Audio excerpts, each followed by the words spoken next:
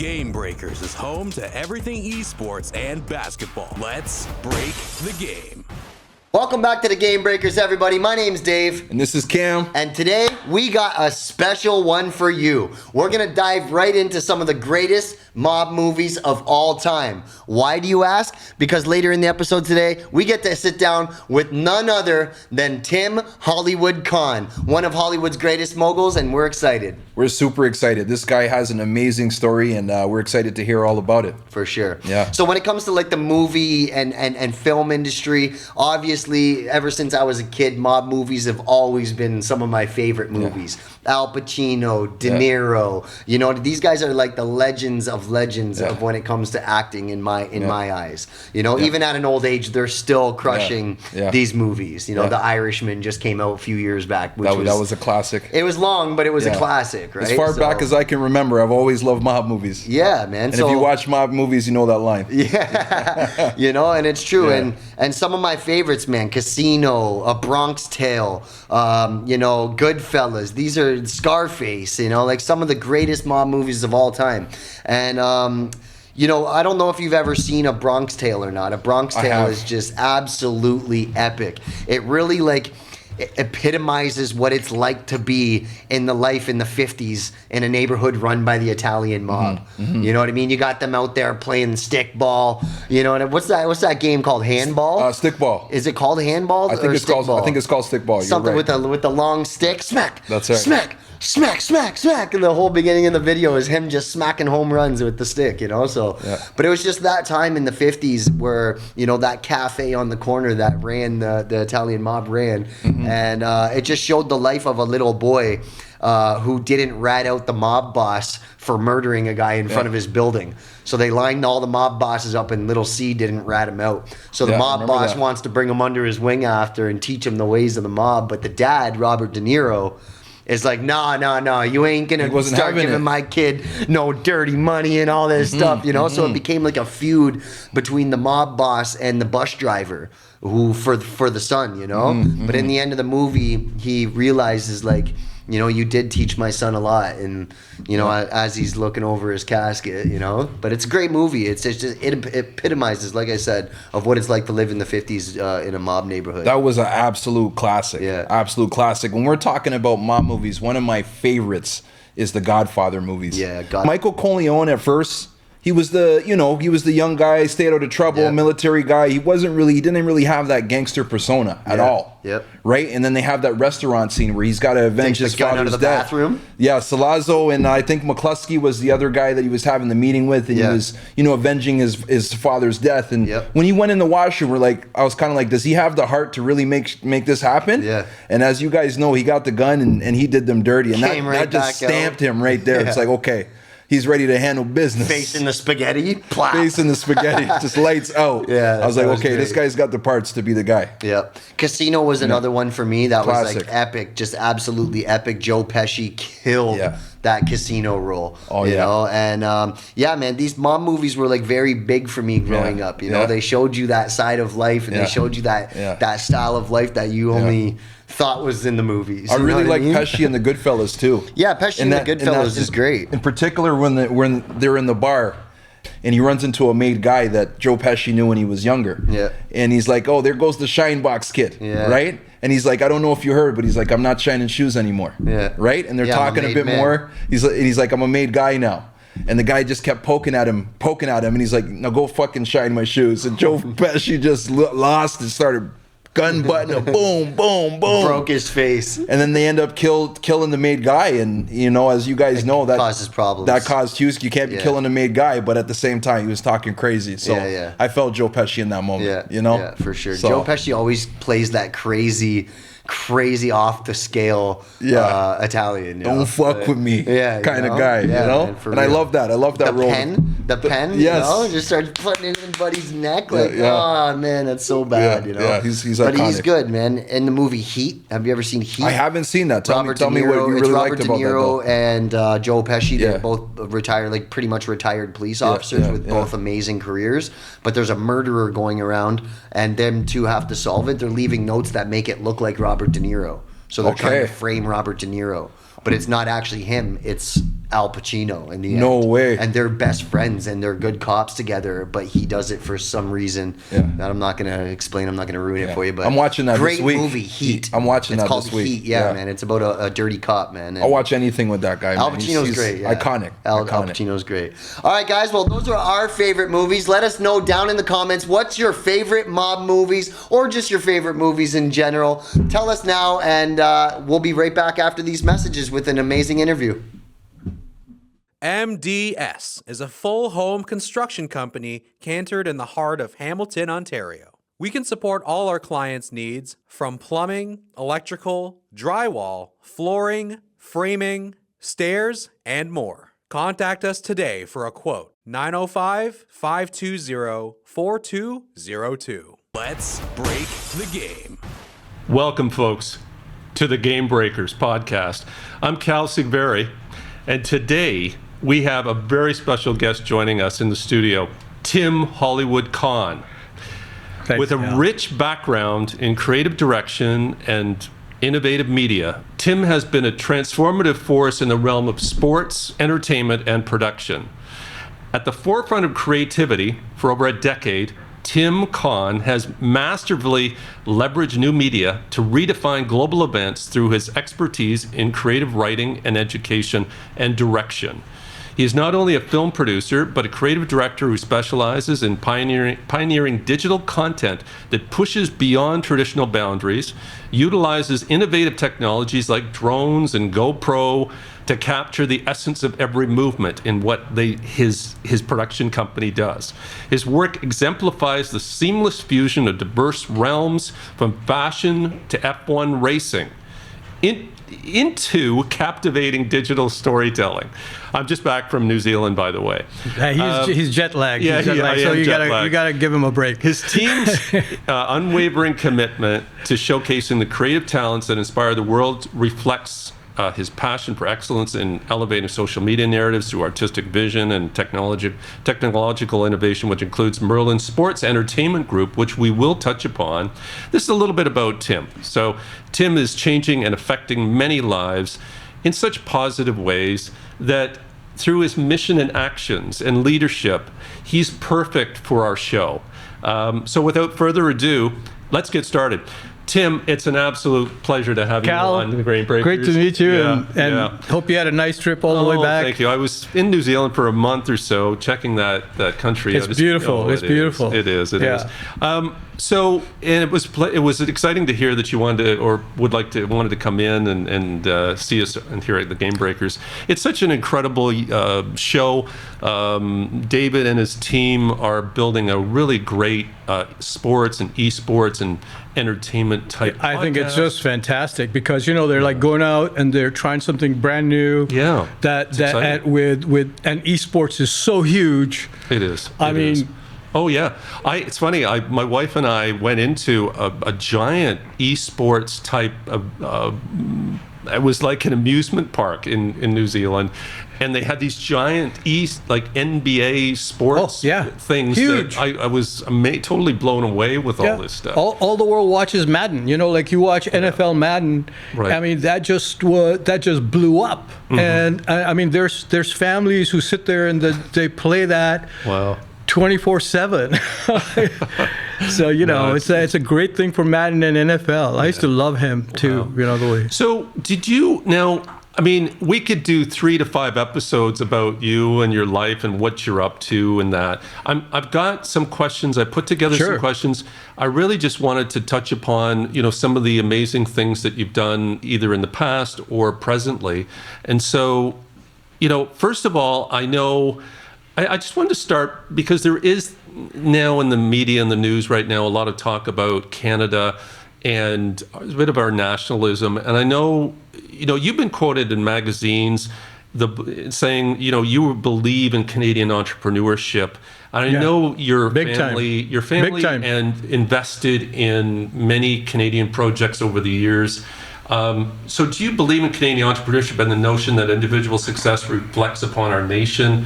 What inspires you about the Canadian sort of entrepreneurial spirit? When I was young, I was working with companies like Bell International, and they were putting fiber optic lines in Saudi Arabia and stuff like that. Wow. But we have in Canada I'm older, but when I was young, we had the brain drain in Canada, which was the largest brain drain that ever took place in the Canadian history. And guys, this is the government came in and half the aerospace industry left and went to NASA. Oh, wow. So that was the first Canadian brain drain, but all the technology that NASA has comes from here, right? But, wow.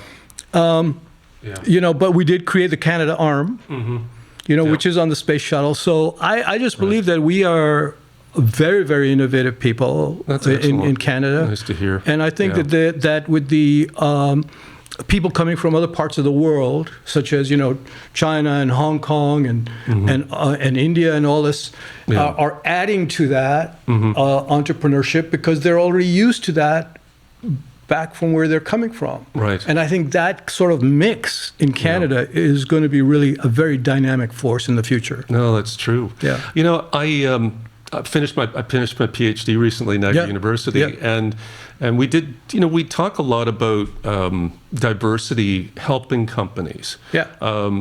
I feel that diversity is so important, especially in Canada or even in the world today with progression. You can't get around it because you got people from all over the world.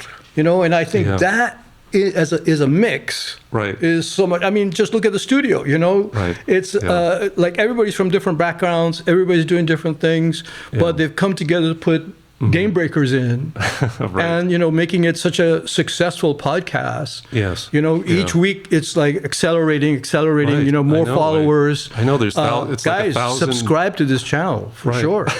Really, I can't believe I am proud of these guys because I'm just proud of people like yourself who trained them and taught them, and now they're doing their thing. This is entrepreneurship. It is. You're right. Entrepreneurship 101 right here. No, I'm really proud of these guys too, and absolutely all the team. Now I'm going to get into some film things here. I just have to because I know that because you're a film guy. Yeah, I am. So Cal loves films. But as a film producer yourself, you've had the opportunity to meet many Hollywood elites. How did that sort of begin, and how did that film career begin, or producing film career begin?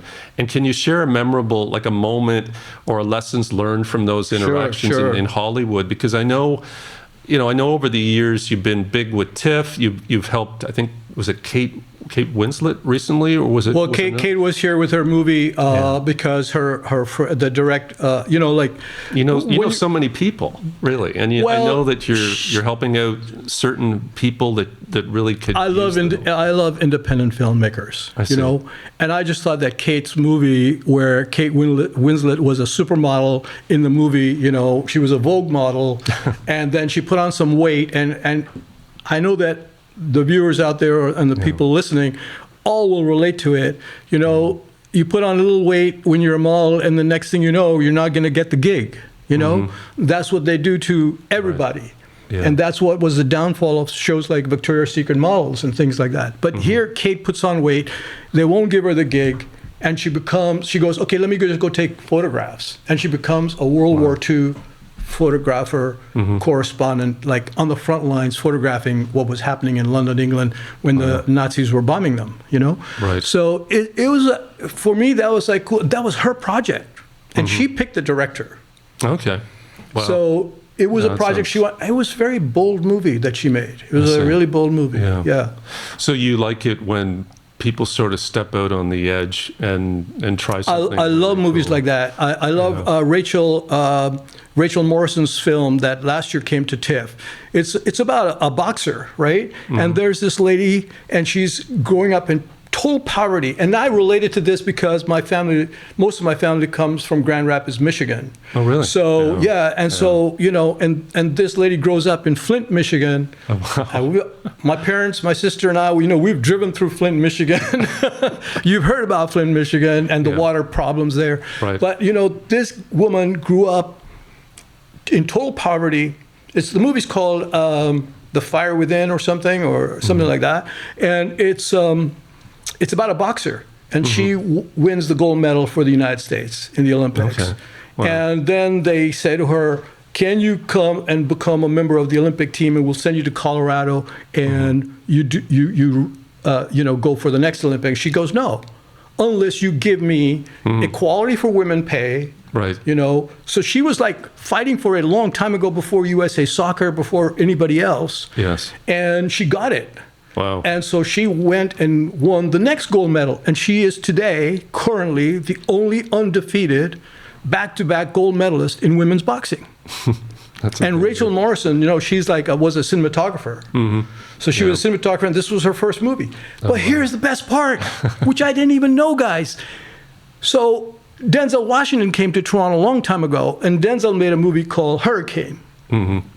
Because Toronto was a boxing town. Yeah, Norman Jewison directed that. And so I find out, because one of my friend's kids is a boxer, and I'm watching his career, and this is I don't know if you guys know a band. I don't know how old your audience is, but I'm sure they've heard. Like, if you see the guitar, you heard a band called Rolling Stones. So the Rolling Stones have this guy, a guitarist called Ronnie Wood. Right. You're right. Yeah. So Ronnie Wood's grandson, Leo Wood, now is a boxer. Okay. But this is an incredible story.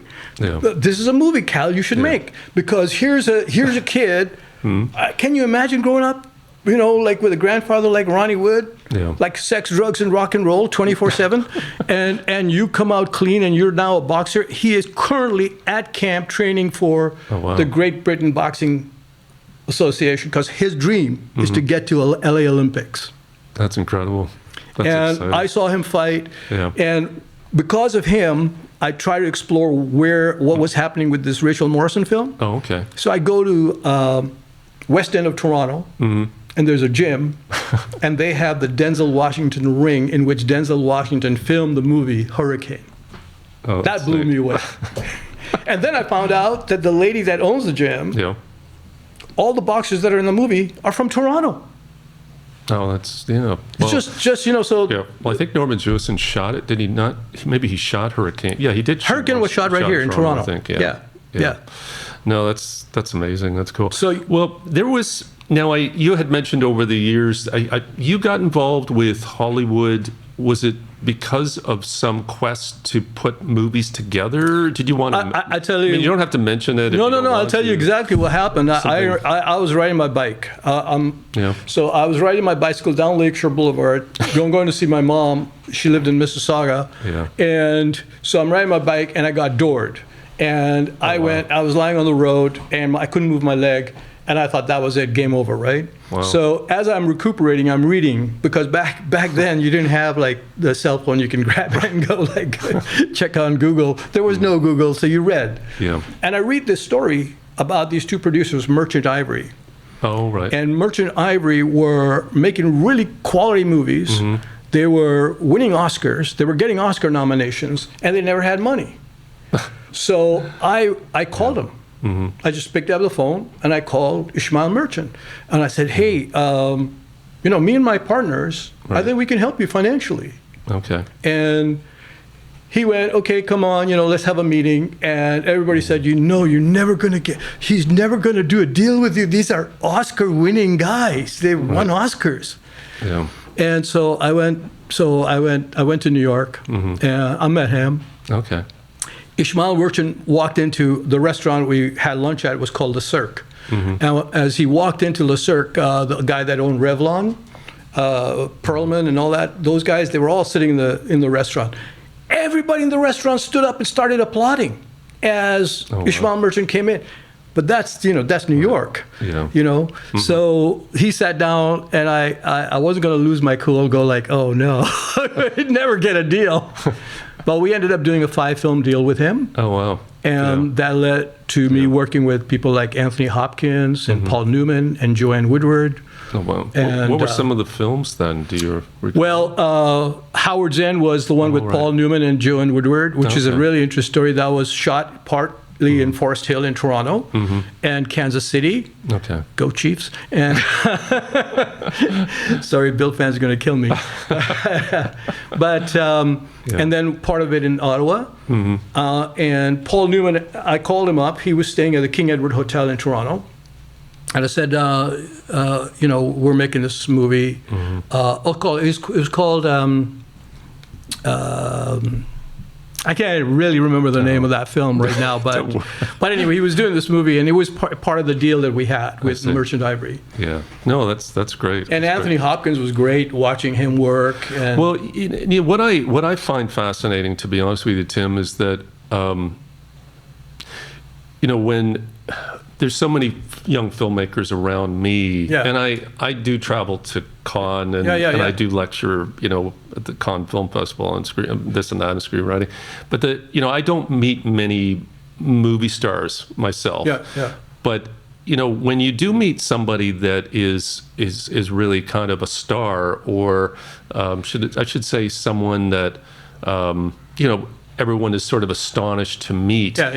How do you handle?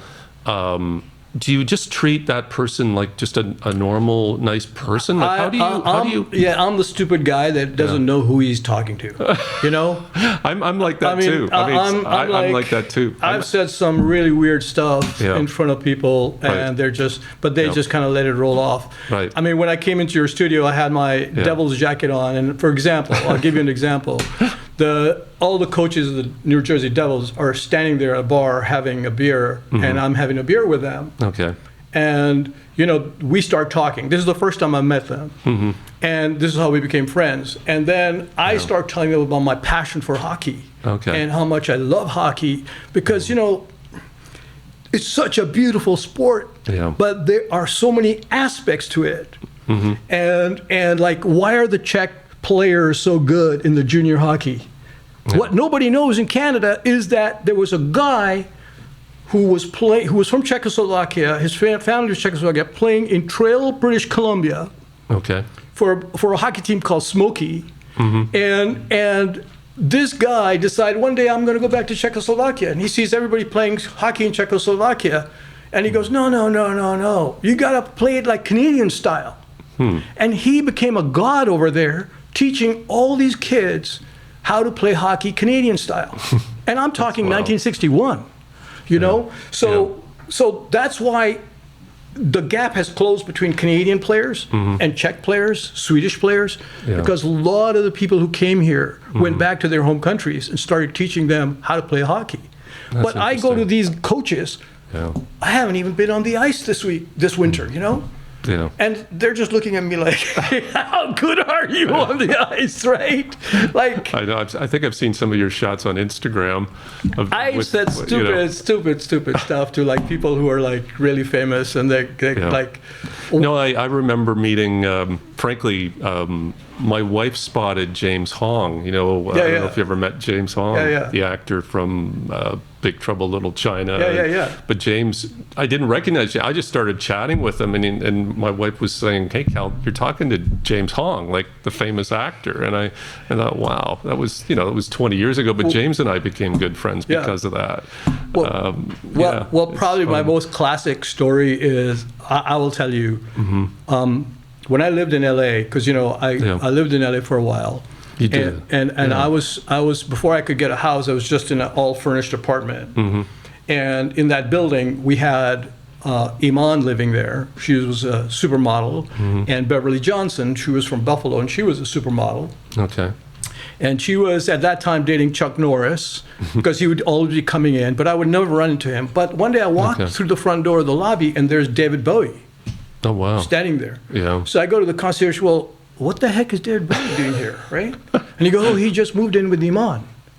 Okay. So I leave him a note in his mailbox. I go, hey, I work with Labbatt, the beer company in Toronto, and we used to sponsor your concerts. We should get together, maybe start a record label. I just left him that note. Sure. This guy comes knocking on my door, right? Oh, hi, Tim. Really? Yeah, just like that, right? So he shows up and all that kind of stuff, and every Wednesday him and I would go out for dinner. This would be in the 90s, is that right? Or? This would be 90s. Yeah. He was at that time doing, he was living with Iman, and he was going to get engaged to her. and he was recording an album called Black Tie White Noise. Oh, right.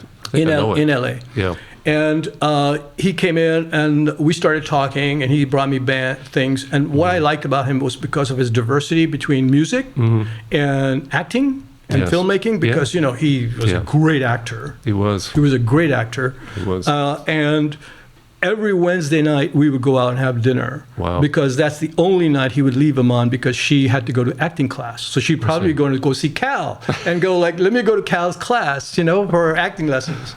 Right. But his thing was, his big beef with that was, there were no parts for black people.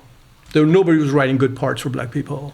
And that was a real issue for him. But David was always like that. You know, he would sit there with MTV guys and going, hey, how come you're playing like, you know, black music at 3 o'clock at night? You know? Wow. And they would give him some random excuse why they were running, like why they're playing Michael Jackson at 3 o'clock and not at like prime time and all that kind of stuff. Yeah. This was going on, man. Wow. And so Bowie would just sit there and go like, okay. Yeah. You know, he wasn't buying it, but he was listening to that. Wow. But you would go out with him, and once he went to see a film. It was shot in Calcutta. And it was with that guy, the dancer guy, he died of cancer, Patrick Swayze. Oh, you know? right. Yeah. Patrick Swayze was in the movie. This was David Bowie and Iman's favorite book. Okay.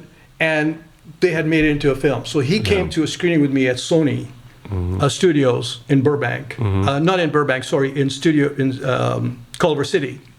And so we go down there. We walk out, like we're normal people. There's my wife, myself, Bowie, and Iman. Yeah. And we're walking back. I go to our car where we had parked the car. And there's a couple of girls standing there talking to the security guard. And they turn around, they look at him, and this mob comes running. This screaming. I mean, they're like screaming, and they're grabbing him like this, like they're going, "Oh my God, are you David Bowie? You're David Bowie? Is this your wife, Iman?" And he goes, "Yeah." And I'm like panicking, right? I'm like, "Oh wow, this is what it's like." And you know, he just kept on walking, and then he made me go stop at a 7-Eleven store. And so he could get cigarettes. That was the last thing that he said he would give up when Iman got pregnant, was smoking cigarettes. Right. And I pull my car up and I go to Iman. I go, I want to just see like how the cashier reacts, right? And this is the cashier. That's it. He didn't even look up to see if it was Bowie. Right. But that's, you know, that's... Yeah. Yeah, it's just... They're just everyday people, man. Yeah. You know? Yeah. No, thank you. I love that story, too. Thank you. Yeah. It's nice to hear about what David Bowie was like, at least in your life. Or he was a down-to-earth, really nice guy. Just down-to-earth guy. He wrote the song Fashion. Yeah. You know, just about people who let stardom get to their head. You know? I see. And, but he was jeans, T-shirt, just rolled. I mean, okay, not for dinner. He told me that dinners, the first time I went to dinner with him, he said, this is going to be real casual, just casual. So I'm casual, LA style. T-shirt, jeans. Right. This dude shows up in my door like you. Shirt and tie, blazer, everything. And I'm like, you said casual. Tim, I'm a Londoner. I go, oh, okay, that's casual for a Londoner. Okay, what the fuck? You know?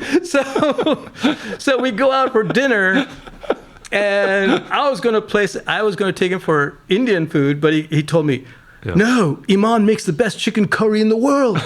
So I go, okay, so that's out. Okay. We'll go somewhere where he liked. Sure. So we went there, and Okay. No, it was pretty awesome. cool. Wow.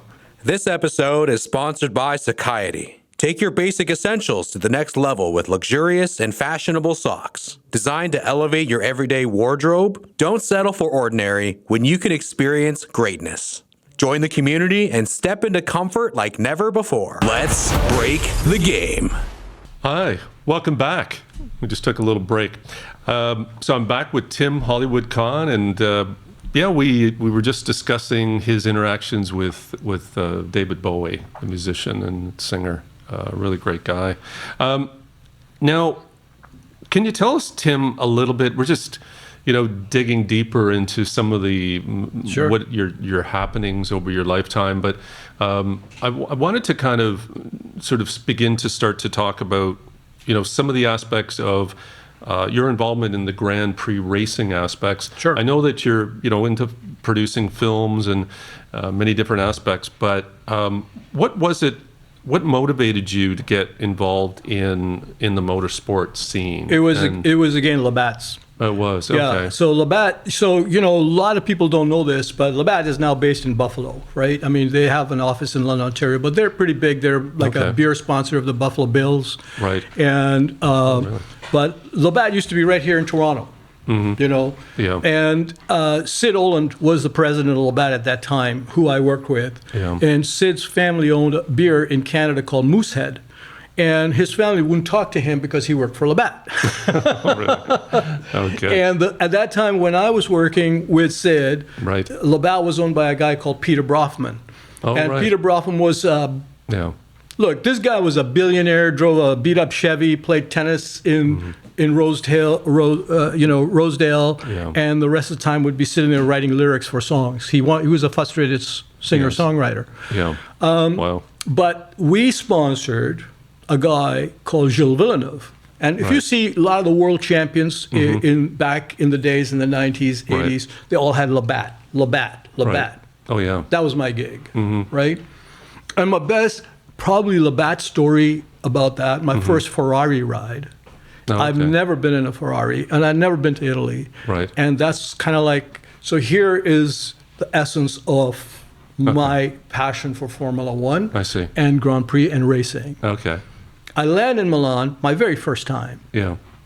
Gilles Villeneuve comes to pick me up. That's right? incredible. And he picks me up in his Ferrari. Yeah. And we're driving to Imola. So Imola is like the official test track of Ferrari. And we're driving there, and it's pouring rain. It's like really? the wipers are going like this, but you still can't see out, right? And I look at him, and I go, "Excuse me, Gilles. Gilles, can you slow down maybe a little bit, because it's kind of like really, really." And he gave me the look that could kill. Like, who the heck are you? He basically said, "I'm a F1 driver."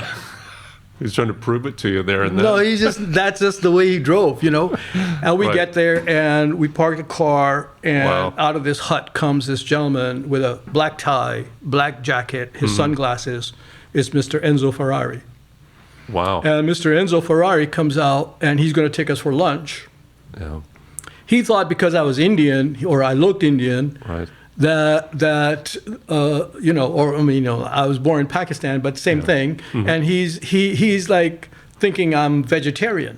So they take us to this restaurant, Right. and everybody's eating steak, and they order me this big, huge thing, and it's like portobello mushroom. And it's the first time I ate portobello mushroom, first time I rode in a Ferrari, and first time I saw a Ferrari go so fast that I was going to die. I thought I was going to die that day. Wow. But it was Gilles. Right. And, when Guy Lafleur got his Ferrari in Montreal, Okay. it was Gilles Villeneuve who came and taught Guy how to drive it. Wow. That's an exciting story, too. Yeah, because one friend I have, he was the mechanic for the Habs. So Okay. he basically looked after all their cars. Okay.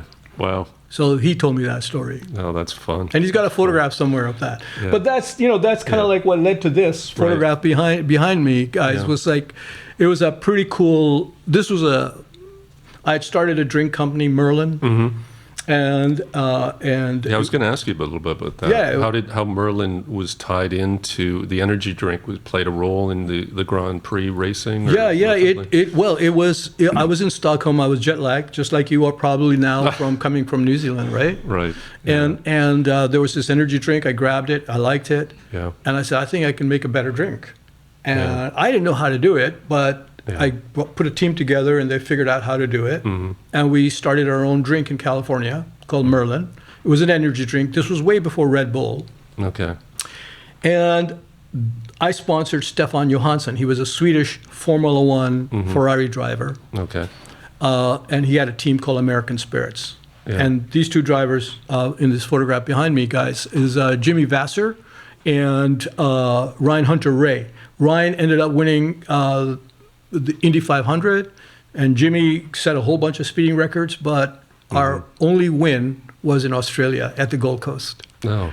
Well, so that was exciting. a very, very special experience, and to win it in Gold Coast, was pretty awesome. Congratulations, by the way.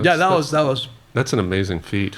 It was, automotive racing, Formula One racing, like whether you're Lewis Hamilton in a Ferrari now, and like hockey or like NFL football or like any other sport, multiple things can go wrong, But in Formula One and automotive racing, it's the machine that could break down, that could cause a lot of stuff, right? Yeah. And so it's anything. You do need a good team. I mean, one of the things that frankly, our show is a lot about, frankly, digging into leadership and how sort of relationships work to.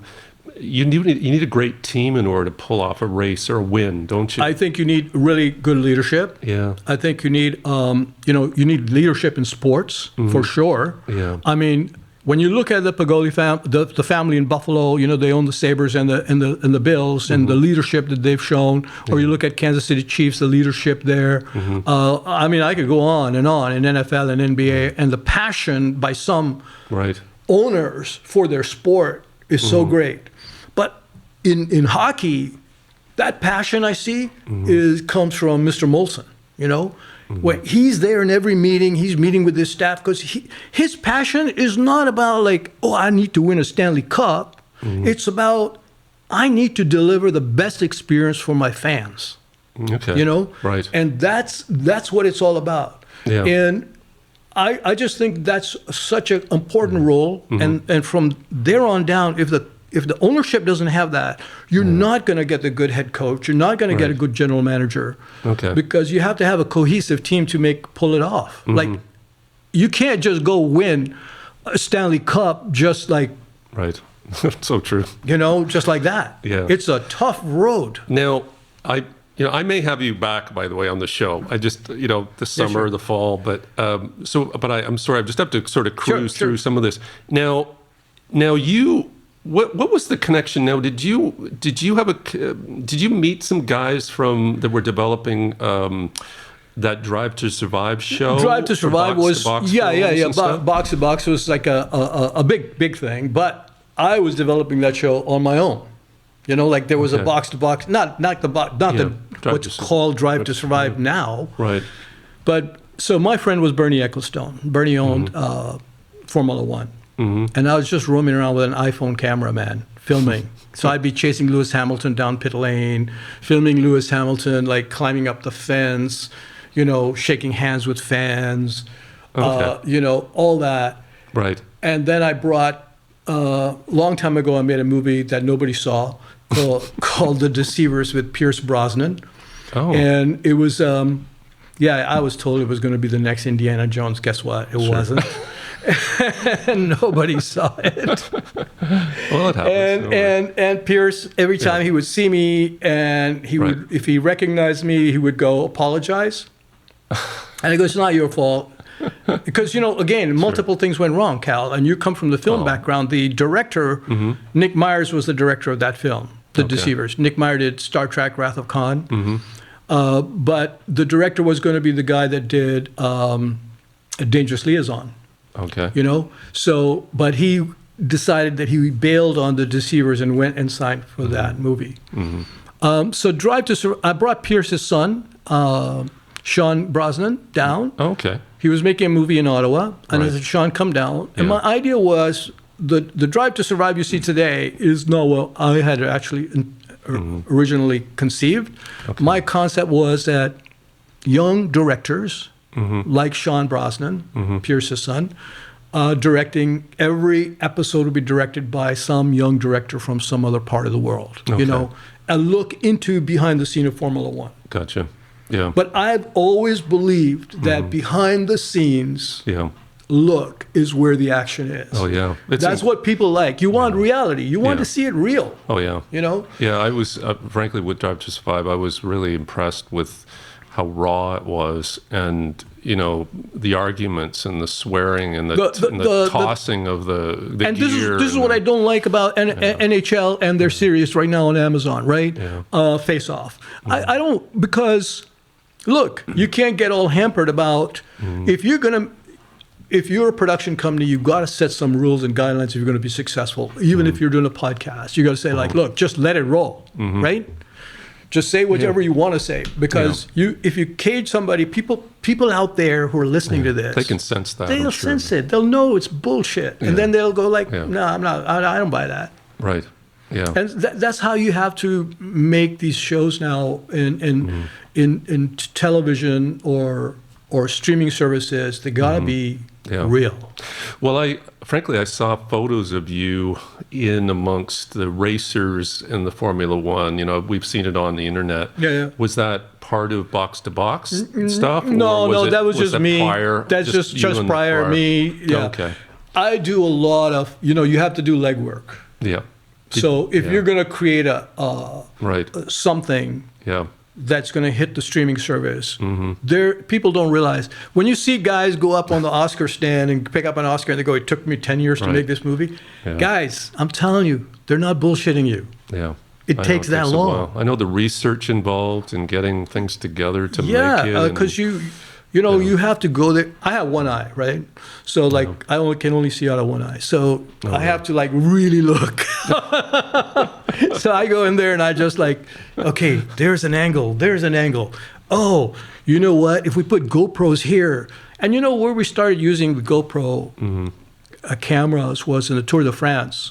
And Tour de France was such an amazing experience because you see these cyclists, they're going, they don't want to have cameras on them, but you can hide them different places and film it, and you can control them. So you can give different angles, different looks, different feel, draw that audience in. That was really the essence of it all. Okay. No, that's great.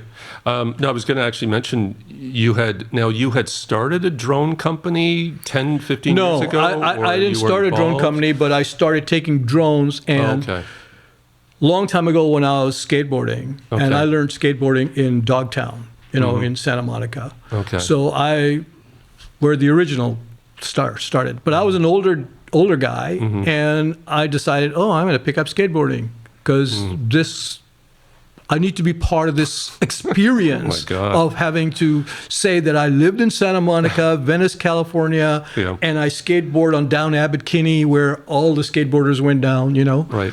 And these kids, they were maybe 12, 15 years old, and they'd be playing around, skateboards. Yeah. And I would be sitting there watching them, and they would show me their iPhones. And the iPhones were beat up, really beat up. Yeah. And they were taping them under their skateboards and stuff and filming and going off landings, right? Okay. And I started looking at that and I went, wow, that's really cool. Yeah. And so when drones came and when GoPros came, for me, this was just wow, those kids were doing that with an iPhone. Now with a drone and these, we can take it further. Yeah. Yeah. And so I just basically started deploying drones for fashion shows. So teaching people you can fly them depending on your ceiling height and where you were. Did you get involved in any of the drone work that was done for concerts though? Was there something you did for them? There was a lot of stuff that was done for concerts, but a lot of them was not mine. Okay. But I would work with people from Intel. Okay. So if you see Super Bowl, you remember when the Super Bowl where Lady Gaga comes down, halftime show? Yeah. And so that was all Intel, but that was all sort of planned out. Cool. Okay. So it was basically, hey guys, we can use drones. And people go no, you can't. There's a no-fly zone. There's this, stadium. So but we can film it and then we can patch it all up. So was that... I know that you've been working a bit with NBC Sports. Is that right? With the Olympics too? No, I didn't work with NBC Sports. No, I didn't do. I don't know why I had that in my mind. Yeah. I worked a lot with NBC was. Or maybe it was NFL. No, NBC was where Merlin started. Oh, okay. So NBC had done a series called Merlin. Oh, that's it. Yeah, that's it. And NBC did a series called Merlin. Okay. And so this Merlin company started. Well, we're going to get into this. Now, there was some other issue, or not, you had something to do with coffee too. You were telling me about, you were working on coffee, but maybe we'll That's all this. That's coming. Really? Yeah, it's all coming down. Oh my God. You guys. To Merlin Sports. Okay. Well, Merlin Sports is going to have its own food line. So Okay. it's going to be curated, like, basically, I'm a very finicky guy. Picky about coffee. Right. I know, like, all the baristas in Toronto or things, or wherever in the world you go. Yeah. And so we're going to have our own coffee. well, one of the things I noticed in New Zealand, they had incredible coffee. Of course, yeah. I had people in all these tourists from Germany going on about how great this coffee was. Coffee, Australia, New Zealand, Korea, Japan. Okay, these are, when I was in Singapore, when I went down for the Eras tour in Singapore, Right. The coffee just blew my mind. Really? I had actually never seen a polo coffee shop like by Ralph Lauren. So I go, okay, let me go check this out. And everybody's sitting in the Ralph Lauren store having coffee. They have their own coffee station. Okay, so you mentioned the Eras tour. Yep. And I'm not sure if this is touchy or not, but It blew my mind, that show, that the whole experience, Eras tour. yeah. So have you have been involved with the concerts, or No. how did you begin? I just went to. Yeah. I went on a journey to Okay. look at Eras tour, Okay. see what they were doing, Gotcha. because and why I selected Singapore Right. for a number of reasons. A lot of football players were coming there from NFL because of somebody's boyfriend is a football player. So he was flying in. Okay. And so I went there, and I noticed, and what was good about Singapore was people that were coming for the Eras tour were coming from Vietnam, Japan, Australia, Right. New Zealand. New Zealand, I'm sure. They were coming from Yep. all parts in Southeast Asia because Singapore was the only place hosting it. And I kept on telling people, just wait till Toronto. Just wait till Toronto. Because she's doing 6 shows. Right. Yeah. And I went to see and experience the magic. Yeah. And you look at people's faces that are talking to you about Taylor Swift, Yeah. her fans. And when I asked a Toronto police officer, what do you think about this? And he goes, this is a happy crowd. Yeah. But that's the kind of crowd it was everywhere in the world. That's amazing. And that's what amazing. inspired me Yeah. to create Merlin Sports Entertainment.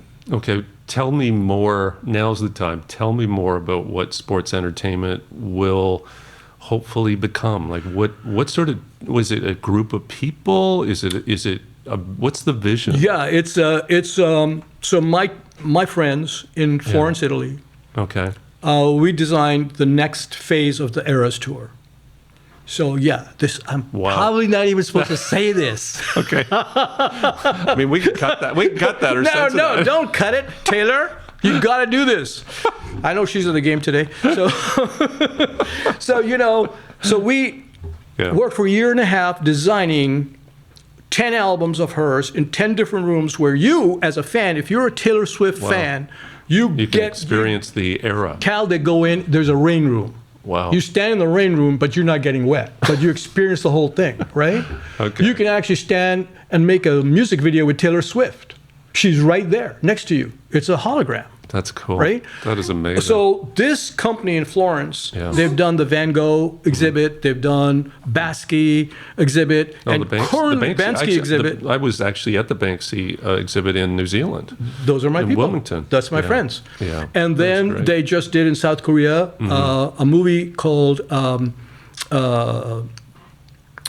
this Italian director. It's about him. It's called Cinema Paradiso. Okay. And they did an exhibit there. I'm hoping to bring it to TIFF this year. So let's see if that happens. But they have all the know-how and wherewithal to do all these kind of things, right? Yeah, that sounds incredible. So they designed this whole exhibition for Taylor Swift. Yeah. So if you're Taylor Swift, do you want to really leave $2 billion on the table and just walk away and not do this?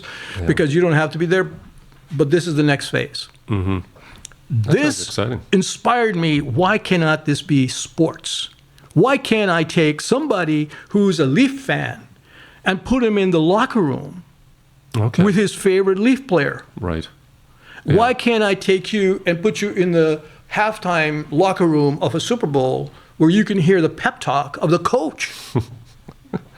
No, that would be amazing. Yeah, but that's what we can do. So that's what Merlin Sports is all about, an immersive experience. Well, that's interesting, Tim. Thank you for that. And, you know, the Merlin Sports Entertainment Group sounds really incredible. Yeah. Now, what in general, what would you say your end goal would be for? I noticed that you've got the Merlin's sort of entertainment or sports entertainment round table, which is really cool. Yeah, that's it. That's our advisory group. Okay. So it's a advisory group comprised of like from kids to adults to anybody that's got that has something to say about, well, maybe this direction, go this direction. Awesome. I've surrounded myself with some really good people who are very positive about a lot of things. They have a passion for a lot of things. Yeah. And I think that's really important. So what I'm going to say to everybody that's out there in sports or esports, and you want to go listen to GameBreakers and all that, is, you know, surround yourself with really good people because they will get you to your end goal. I mean, if you watch this, so that's basically Merlin's is about that, is looking for the passionate sports owner and saying, look, guys, I can come in and I can give your fans an experience that they'll just be on a magical ride and can tour the world. Yeah. So, you can sit there and play esports in your living room, but here you can take an NBA team, an NFL team, or an NHL team, or an NFL team, and you can tour it around the world where people can really, really get a great experience. And that's really the end goal. The end goal is to give back to the world from sports, because I think you learn a lot in sports, and inspire other young people. Yeah. You know, because when you go to a Taylor Swift show, I know you didn't want to talk about Taylor Swift again, but I already gave the game away. But when you go to her show, you see the kids, right? You see the kids that are going to her show. No, it's amazing, the positive energy that a show like that. Yeah, and same in sports. You see little kids, and they're out there in the skating ring trying to emulate their favorite player. Yep. Our job is to inspire them. Yes. And say, you can too be a knight in shining armor. Yeah. That's it. That's Merlin's. That's awesome. That sounds like just an incredible way to drive a vision, you know. No, that's, you know, it's all about having fun at the same time, right? Yeah. And having a passion for something that you want to do. Yeah. Like all these guys here in the studio. Yeah. All these guys. Well, I know that we've got an incredible team working on the GameBreakers. Congratulations to them all. Oh, thank you so much. And thank you, Tim. It's incredible. I mean, it's just so nice to have you on the show. Thank you. Thank you, Cal. Oh, my pleasure. Our pleasure. You know, so Tim, I just wanted to say, Tim, you're an incredible leader yourself in the film industry and entertainment industry. Thank you. And I've seen how you've affected quite a few people and help them through getting through difficult times in the industry. And I think it's just, frankly, it's just truly inspiring. Thank you. My pleasure.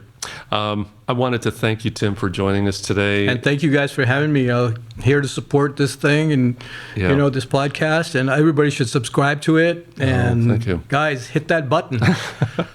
Yeah. Well, it's been an honor to have you in the studio. No, thank you. Maybe this year we'll have you back if you have the time. Thank you. To get an update on what's your progress on a lot of those things too. So great. All right.